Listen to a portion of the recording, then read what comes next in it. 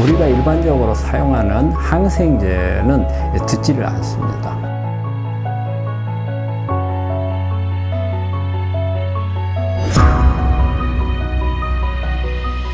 사실 이해하기가 좀 어려운 부분이죠. 면역이 강하면 코로나 바이러스 잘 이겨야 되는데.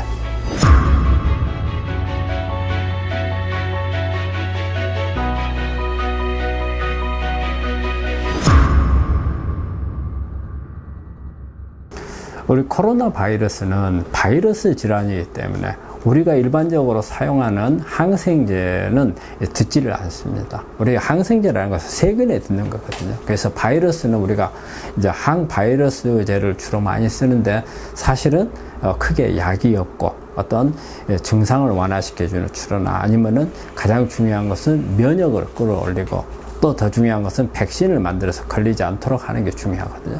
그렇다면 우리가 이제 이 바이러스가 우리 이제 감염이 됐을 때 가장 중요한 것은 면역을 끌어올려야 되는데, 그럼 우리 몸 안에서 어떤 면역이 작동을 해서 코로나 바이러스를 억제를 하는가? 일단 코로나 바이러스가 우리 세포에 감염이 되게 되면 우리 몸 안에 있는 면역 세포들이 되게 이제 대식세포나 수지상세포, NK세포, 과립구들이 이 바이러스를 감염된 세포로 공격을 하게 돼 있어요. 그 다음에 우리가 세포 안에서는 바이러스가 세포 안에 들어오잖아요. 그러면 세포 안에 인터페론이라는 이런 물질이 있어가지고 이게 바이러스로 공격을 해요. 그런데 이 코로나 바이러스는 들어오게 되면 제일 먼저 하는 게 그 인터페론을 억제를 시켜버려요. 억제를 시켜버리니까 세포 안에서 이 바이러스가 죽지를 못하고 그 안에서 DNA 속에 들어가서 바이러스를 증식을 시켜가지고 다시 빠져나와서 다른 바이러스에 또 침범에 들어가고 이러면서 확산을 해서 병을 일으키는 거거든요. 그렇기 때문에 이런 바이러스는 항생제를 가지고 치료할 수가 없기 때문에 요즘에 백신이 나와야 된다. 그 다음에 증상을 완화시킬 수 있는 면역을 강화시키는 이런 치료들이 중요하다고 하고 있잖아요. 그래서 이런 부분들이 아직까지 치료제가 지금 안 나오고 있잖아요. 그렇기 때문에 그렇다면 우리가 해야 될 일은 뭐냐? 예? 우리가 면역을 끌어올리는 부분들을 잘해야 돼요.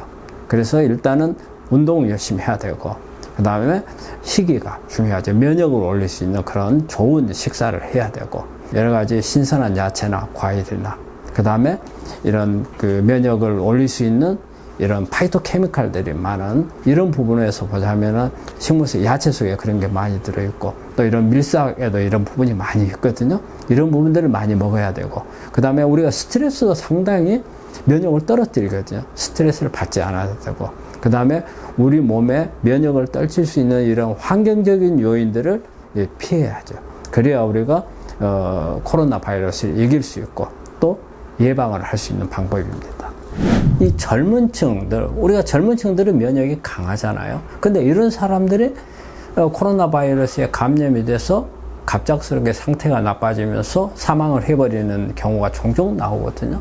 사실 이해하기가 좀 어려운 부분이죠. 면역이 강하면 코로나 바이러스 잘 이겨야 되는데, 이걸 우리가 보통 이제 사이토카인 스톰이란 말을 하거든요. 왜냐면 사이토카인이라는 게 우리 면역을 조절하는 물질이에요. 근데 이게 너무 많이 나와서, 면역이 강해서 너무 많이 나와가지고 이게 폭풍처럼 나온다는 거죠.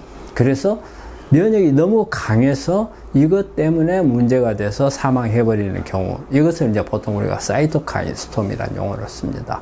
대개 이제 이런 경우는 어떤 현상으로 오는 거냐면요, 우리 바이러스가 침범을 하게 되면 이 사이토카인이라는 물질이 몽땅 나와요.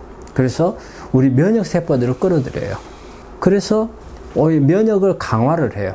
그런데 너무 많은 이런 면역 세포들이 달라들어서 우리 폐포에다가 어떤 막을 만들어 버려요.